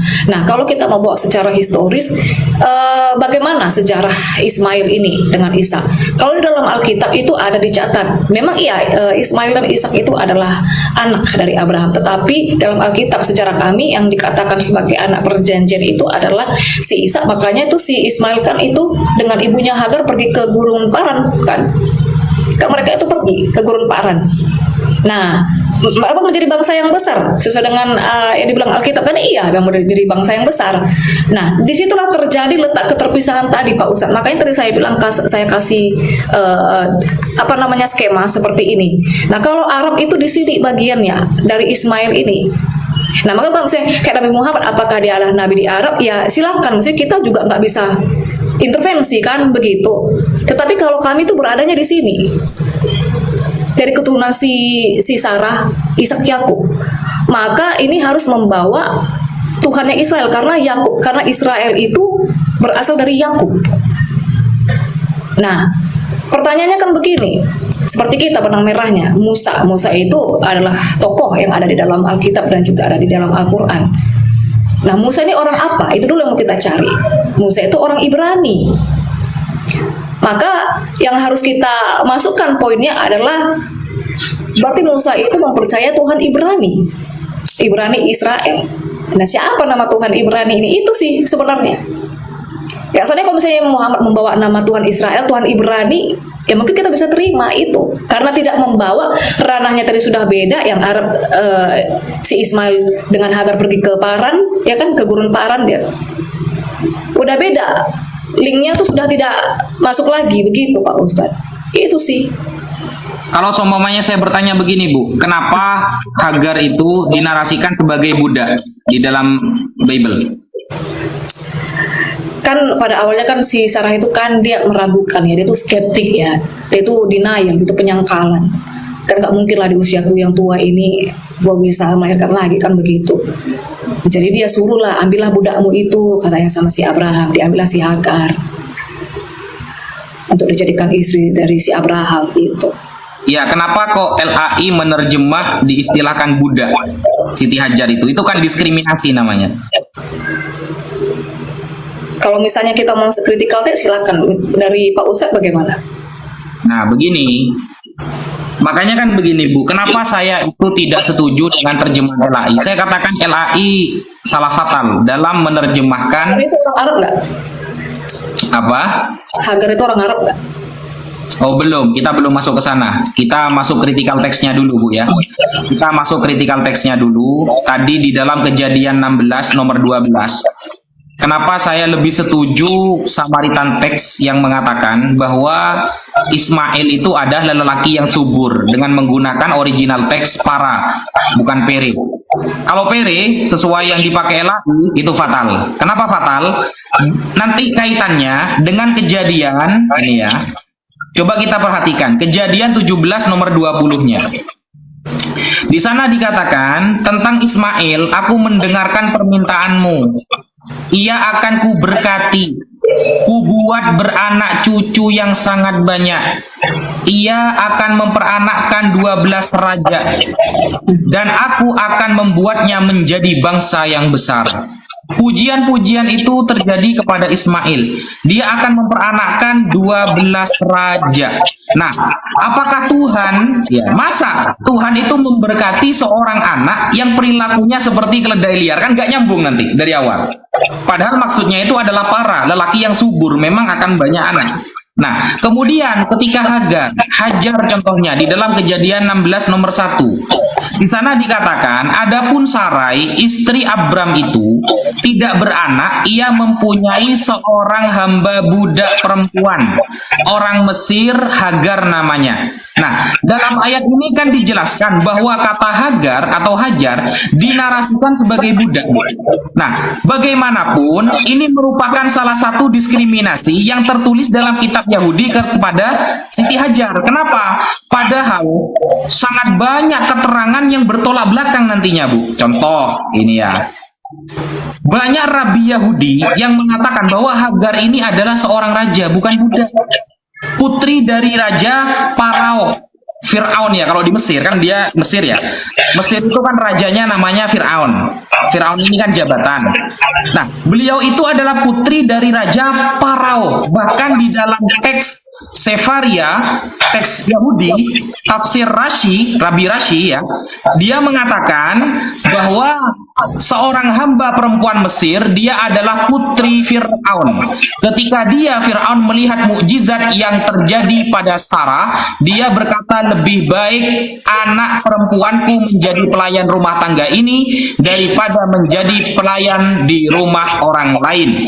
Nah, ketika Sarah meninggal, Abraham menikah lagi dengan Keturah. Ya. Lalu siapakah Keturah itu? Nah, di sana ada perbedaan pendapat.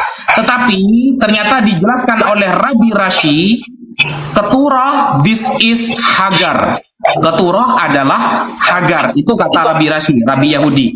Nah, di sini kan berarti kita pahami bahwa di dalam kitab-kitab Yahudi sudah banyak diskriminasi kepada Nabi Ismail dan ibunya dan keturunannya.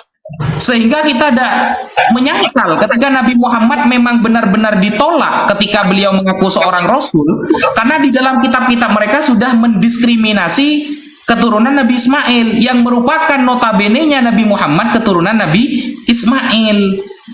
Begitu Ibu Pendeta. Oh, Widih. Bu, kami lihat Ibu. Mohon maaf Ibu Pendeta. Mohon maaf. Tadi noise. Oke. Oh, Ibu Pendeta gak mau makan dulu? 10 menit bisa lah, 10 menit. Oke, Iya. makan dulu aja nanti. Kayak Hagar itu dari Yoktan kan? Yoktan itu leluhur dari Arab gitu Pak Ustadz. Bener ya? Ya. Nah itu, kalau Ishak itu dari si Sarah. Makanya tadi sebenarnya itu aja garis besarnya antara Arab dengan Israel. Sesimpel itu sih. Apakah menjadi bangsa besar? Iya, tiga suku di dunia itu yang besar itu. Arab termasuk salah satu. Bengali, suku Han, nggak masalah. Yusuf juga pernah jadi budak, terus tiba-tiba jadi pemimpin kan, nggak masalah dari budak dari menjadi bangsa yang besar, no problem sebenarnya gitu.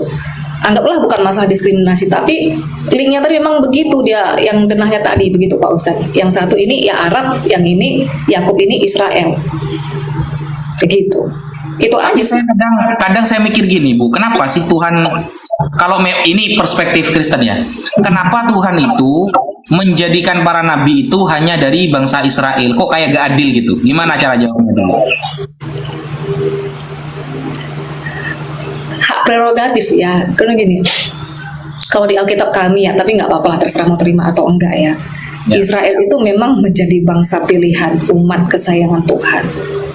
Begitu. Tetapi ada memang masanya bahwa orang Israel, orang-orang Yahudi itu juga tegar tengkuk sehingga diberikan kesempatan kepada goyim, ya, kepada orang-orang di luar Yahudi ya, untuk masuk ke rumah Yakov ibaratnya ya, untuk masuk masuk kepada iman Abraham itu walaupun di luar Yahudi. Tuhan memberikan kesempatan kepada orang-orang di luar Yahudi, orang-orang di luar Israel. Tetapi menjadi hak prerogatif ya sudah begitu, Tuhan mau bikin ini jadi bangsa pilihan, menjadi umat kesayangannya, ya mau bagaimana lagi brother Pak Ustadz. Dan di Alkitab ada dibilang keselamatan datang dari Yahudi. Jadi memang awal mulanya mungkin teman-teman Muslim bilang kan begini kan, Yesus itu khusus untuk orang Israel, untuk Yahudi saja atau untuk Kristen aja. Memang pada mulanya, pada awalnya itu eksklusif ke bangsa Israel karena Tuhan mau ya bangsa Israel ini menjadi berkat untuk bangsa-bangsa ya. Ya buktinya sekarang ada hubungan bilateral gitu, ada produk-produk dari sana yang diimpor ya. Banyak sekali teknologi Israel sana. Kita memang harus mengakui secara objektif begitu ya. Nah, Tuhan mau melalui bangsa ini, bangsa-bangsa lain pun itu akan diberkati. Itu sih ya, kenapa ya tidak tahu, hak prerogatif Tuhan lah itu brother. Enggak lah. Soalnya Bu, apa namanya tuh ya? Saya lihat bangsa Israel kan bahasa yang tegar tengkuk gitu loh. Kok bisa diistimewakan gitu loh, Pak. Contoh ini Bu ya. Dari Yakov saja, dari cerita Yakov saja, dia itu mencuri hak kesulungan Esau, kan begitu ceritanya. Yakov itu yang padahal seharusnya Ishak memberikan hak kesulungan kepada Esau, ternyata Yakov bersekongkol dengan ibunya Rifqah untuk mencuri hak kesulungan Esau itu. Caranya kan sudah agak baik kan, dinarasikan dalam Bible. Caranya itu sudah agak baik. Sampai Ishak itu kaget kan, ternyata dia ditipu oleh Yakov. Nah, kemudian dari Yakov ini menurunkan orang-orang yang nantinya banyak yang tegar tengkuk. Contohnya Yahudi yang nyembah berhala itu berapa ribu. Sampai di dalam Bilangan itu tertulis ada cerita Baal Peor. Baal Peor itu di mana orang-orang Yahudi habis menyembah berhala, mereka berzina. Itu ditumpas oleh Tuhan. Mungkin yang lurus-lurus itu ya keturunan Lewi. Lewi ini yang agak lurus-lurus. Kayak Musa, Harun, itu keturunan Lewi. Yang lain itu rata-rata pembangkang semua, kok bisa diistimewakan gitu loh. Itu yang saya curiga, Ibu. Iya, jadi di awal begini brother ya, kalau di dalam kepercayaan Yahudi ya, dan juga adalah kepercayaan kami ya, Tuhan Hasem itu memiliki dua sisi ya. Satu ada sisi penghakiman, sisi keadilan, satu ada sisi belas kasih. Dan orang Israel sendiri pun itu memanggil Tuhan itu dengan sebutan Bapa. Jadi sebenarnya Tuhan itu tidak jauh-jauh seperti orang tua gitu. Nah, apakah Tuhan itu, nggak usahlah dulu ke bangsa Israel ya. Kita masuk saja dulu dari permulaan, itu Adam Hawa. Ketika Adam itu jatuh ke dalam dosa, Tuhan itu kasih penghukuman, nggak kasih penghukuman. Tuhan disiplinkan keluar dari Taman Eden. Mereka tidak lagi bisa menempati itu. Tetapi dari sisi kasih Tuhan juga, Tuhan itu membuat pakaian dari tangan Tuhan sendiri untuk Adam sama Hawa. Jadi kedua sisi ini selalu bersinergi. Sama seperti orang tua anak kita nih, mau bagaimanapun jugul ya kata orang Batak ya, mau payah kali gimana pun, tapi karena kita punya kasih, maka kita akan tetap merangkul anak kita ini, kita tetap akan mendidik dia. Saat dia salah, kita akan kasih pendisiplinan, kita kasih akan hukuman. Apakah Tuhan itu tidak ada? Buktinya bangsa Israel itu dijajah oleh bangsa Asyur. Ya kan? Nabi Yoel itu menubuatkan Israel ini nanti akan hancur, bla bla segala macam. Israel, engkau bertobatlah gitu. Waktu Israel itu jatuh kepada penyembahan berhala, mereka tegar tengkuk, kan dibuat berputar-putar, kan berapa yang masuk cuman ke tanah perjanjian. Nah, jadi Tuhan yang disiplin, Tuhan yang adil, juga Tuhan punya kasih. Nah, walaupun dia itu ada ya mendisiplinkan atau menghukum bangsa ini, tapi karena kasihnya sebagai seorang bapak itu seperti kita orang tua, ya dia tetap menganggap ini anak kesayangannya, dan itu sudah menjadikan hak prerogatif sih gitu Pak Ustadz. Sama kayak orang tua aja. Gue punya anak mau gimana-gimana, entah dia mencuri, begal apa segala macem, gue mungkin nggak akan hukum dia, tapi gue kan nggak mungkin blacklist dia jadi anakku gitu. Oke. Sekali lagi saya ingatkan dulu pendeta muda. Ini di off cam aja sambil makan, saya takut kesehatannya menurun loh. Iya. Sambil makan nggak apa-apa di. Iya. Andaikan rumah ibu pendeta dekat, saya belikan bakso. Oh iya. Widih, ngeri banget. Ustaz Alfi. Ini makannya banyak ini, merugikan ini kalau nampung aku Pak Ustaz. Iya. Ini apa di off cam aja sambil makan gak apa-apa. Yang Gak penting apa-apa. gak kedengeran ngecap. Gak apa-apa sambil makan di off cam aja. Beneran kita sama-sama ini kok. Sambil makan. Oke, Masya Allah. Gimana nih Ustaz Alfi, udah ketemu belum poinnya? Iya, sudah. Jadi ya Masya Allah, Ibu Pendeta ini dari bahasanya, penalarannya sebenarnya sangat bagus ya, bagus banget. Jadi bisa dilanjut nanti Ibu ya, cari tema-tema yang lain. Tapi tema-tema yang Bu, apa ya? Tentang ketuhanan. Tema-tema yang lebih seru, karena Nabi ini, perspektif Nabi ini saya jujur tidak terlalu banyak paham dalam kekristenan. Gimana kalau selanjutnya Ibu Pendeta saya ajak dengan tema itu seperti konsep keselamatan, penyaliban, ya penyaliban Yesus. Kan Islam menganggap Yesus gak disalib tuh. Terus Ya, kita disalib buktikan dalam historis, fakta sejarah, historis. Nah itu lebih bagus, lebih luas Bu. Sorry makan ya Pak Ustadz ya, nggak apa-apa Oh, ya. nggak apa-apa. Nanti Nggak apa-apa, dibilang Bu. sopan. Ya enggak apa-apa. Silakan. Nah, seperti itu. Jadi kayak tema penyaliban, konsep keselamatan, tema ketuhanan. Nah, kemudian nabi palsu, contohnya khusus ke nabi palsu dan lain sebagainya. Itu lebih bagus karena lebih arahnya itu lebih luas gitu, Bu. Arahnya lebih luas. Kalau saya begini Pak Ustadz, teman-teman ya, saya dari dulu kadang masuk ke tempat Dokter Akal Julius ya, karena dia narasumber, tempat si Valen Umar yang udah mutah kan. Saya dari dulu ketika berdebat atau berdialog dengan Muslim